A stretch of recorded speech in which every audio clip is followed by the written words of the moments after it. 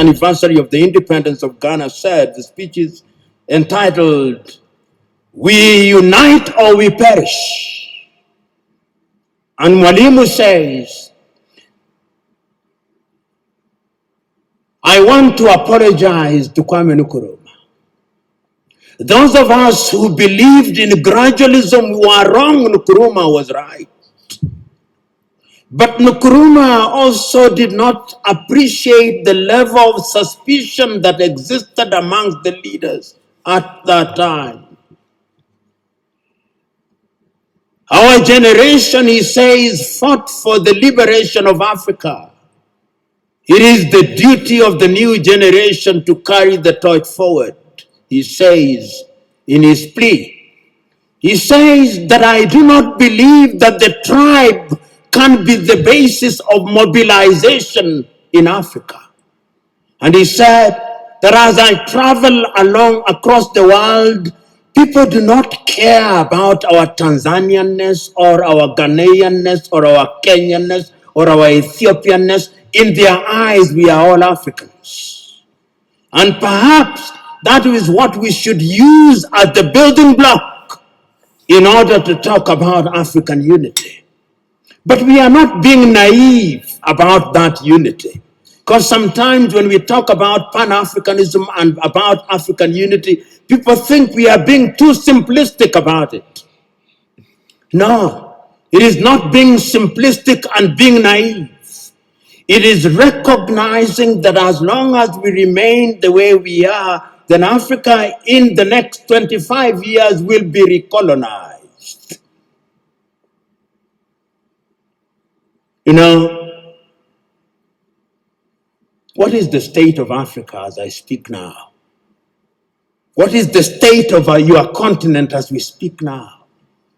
Because of our disunity, because when we are disunited, then it is good for Europe and America. Look at the state of your continent as I speak. Conflicts of one kind or another. I'll name the countries just for you to know how bad it is, because that is how it is. Go to northern Mozambique. The gas that is there cannot be produced because there is conflict. Northern Mozambique. Go to Somalia. Conflict. Here in your motherland, conflict.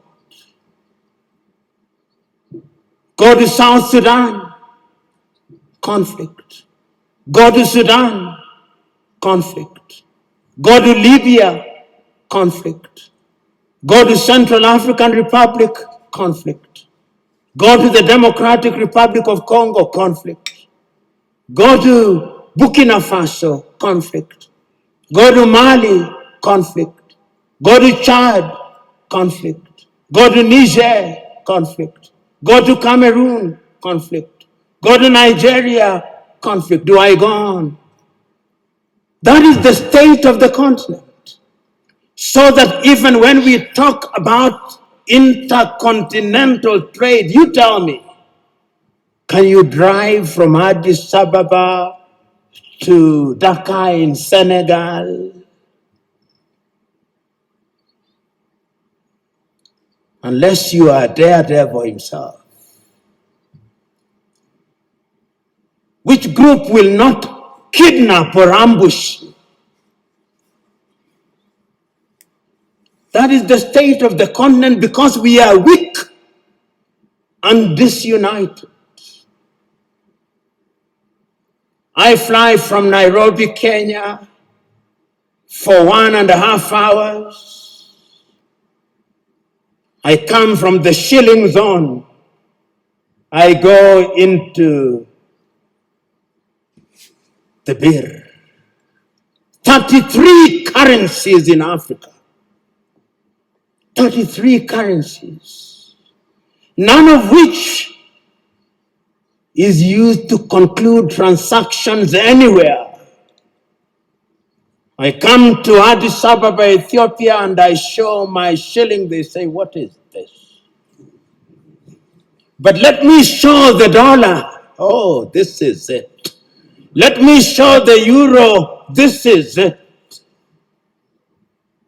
80% of transactions in Africa are concluded outside of the continent in dollars. So you may have the central bank or the federal bank of Ethiopia or Mickey Mouse. You may have the central bank of Kenya, Mickey Mouse. You may have all these 54 central banks useless. Because we are not playing in the real league, we are playing in the small league. That is the state of the continent. So as you have the honor and privilege of serving in the government of Ethiopia, and as you think about integration, that is the continent in which you are now weak. That is the state in which we are. I watched a woman from Nigeria who had been rescued from the Mediterranean around Lampedusa saying, I will not go back to Africa. Even if I die in the Mediterranean, I'll try again and again. What is it that can make a human being say that I do not want to go back to my home?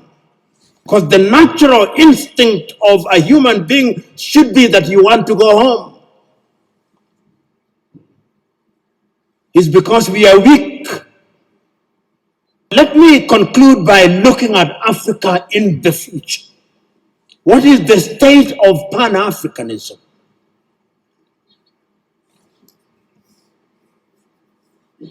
Africa finds herself in a very difficult situation. What Nkrumah feared. Today, many African leaders have gotten used to the trappings of power.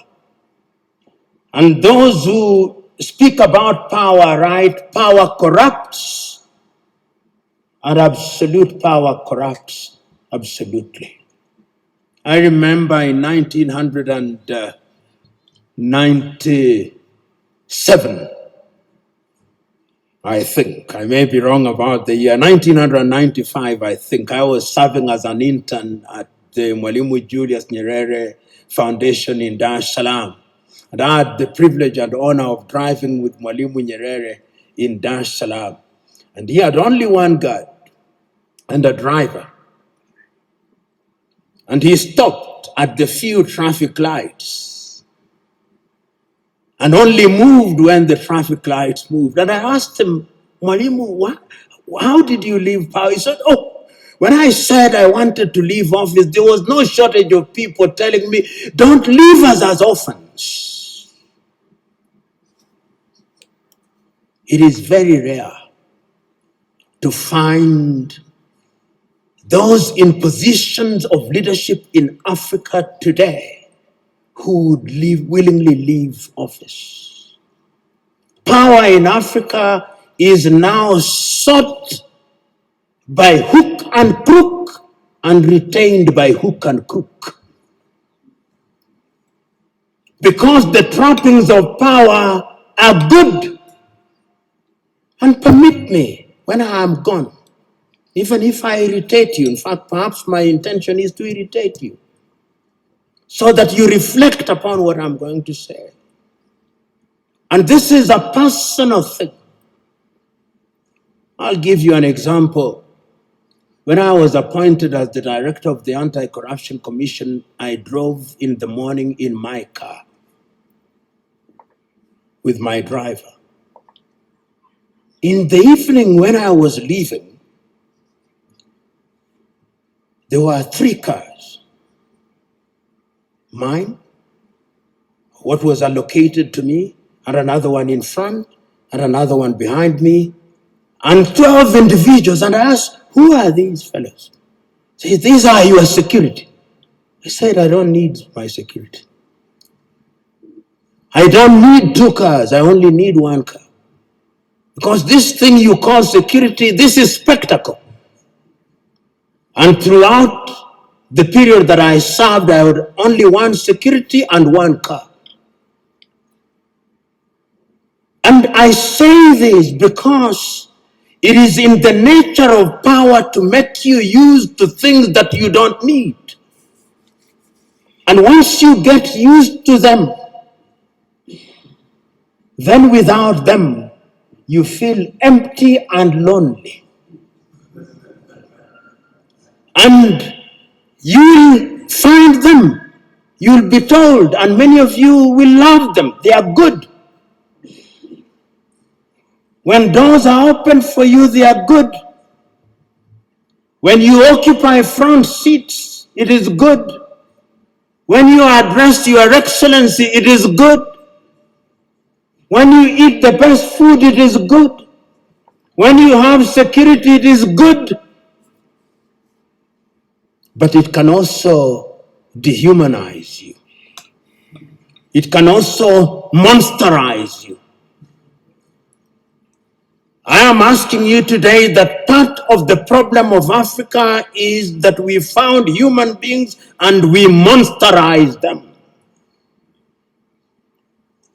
Writing in 1983, Nigeria's Chinua Achebe writes in a book which I commend to you, The Trouble with Nigeria, which could as well be the trouble with Africa. He says, the trouble with Nigeria is simply and squarely a problem of leadership. As we look at Africa today, I hope that this administration, which has now committed itself to the Pan-African movement, will think in that direction. And this brings me to what I think should be contemporary Pan-Africanism. If you look at the Treaty of the East African Community, the Treaty of the East African Community says that there shall first be a common market, then a common currency, and political federation, which ought to have happened in the year 2010. East Africa Community should have had its first president in 2010. That is now 21 years, 10 years later, there is no such thing. In ECOWAS, it ought to have been the same. In SADC, it ought to have been the same. I hope that with your population of 120 million, because Ethiopia is an economic powerhouse potentially.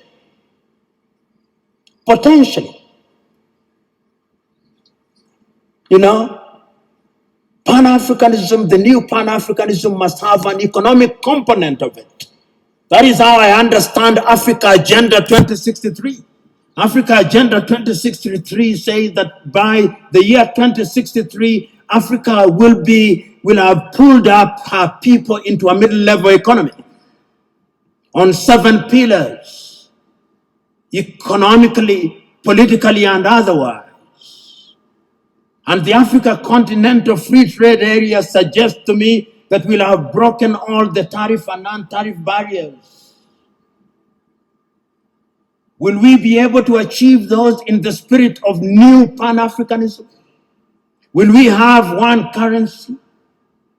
Will we have one passport? We have already said so under the Kigali Agreement that we are going to have one passport. Will we have one telephone code?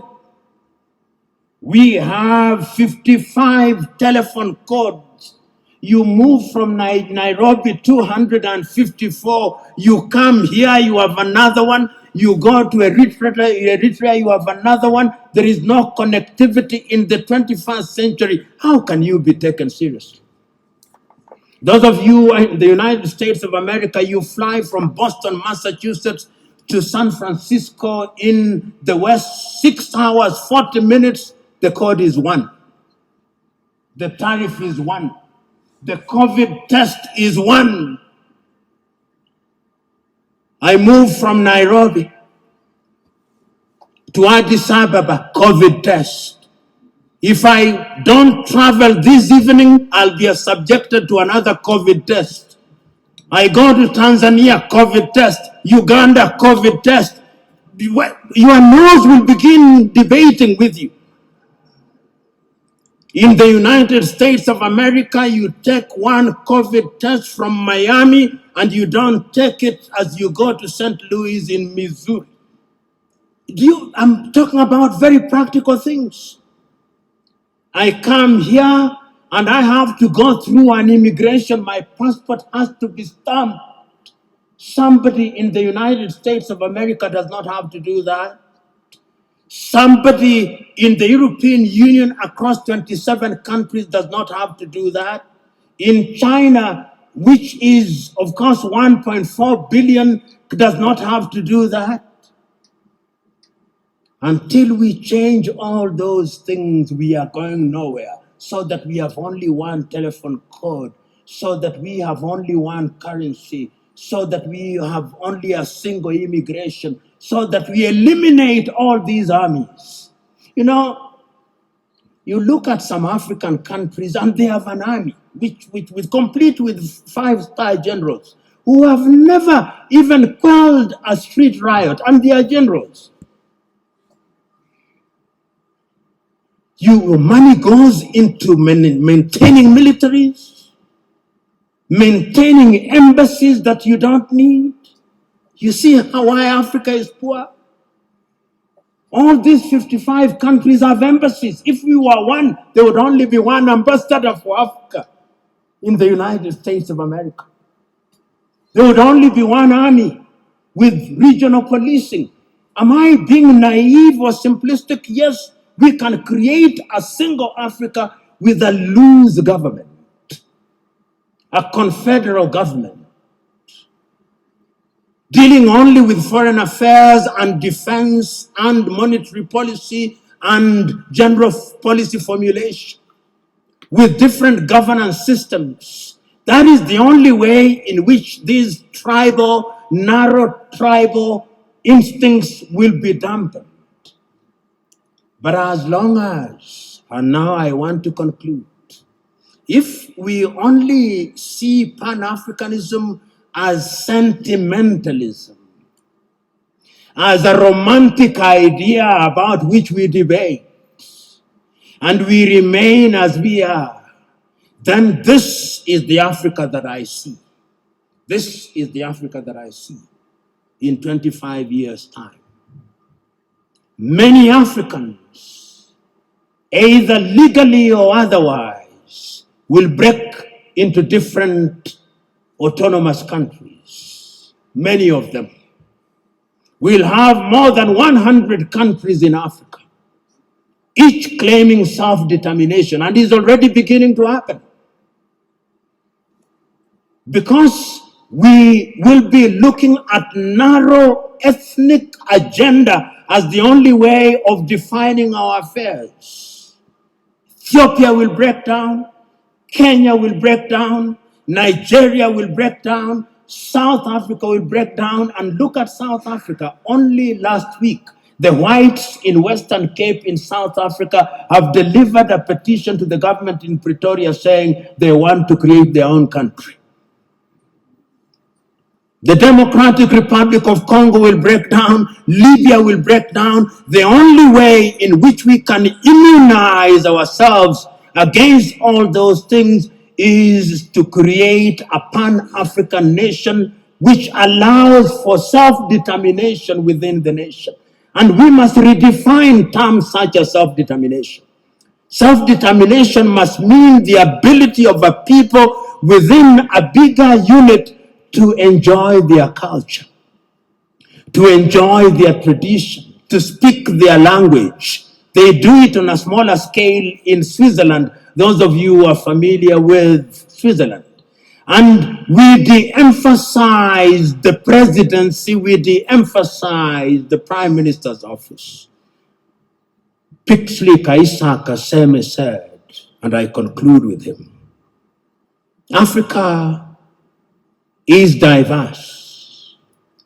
Some people say that because of our diversity, she cannot unite. She can.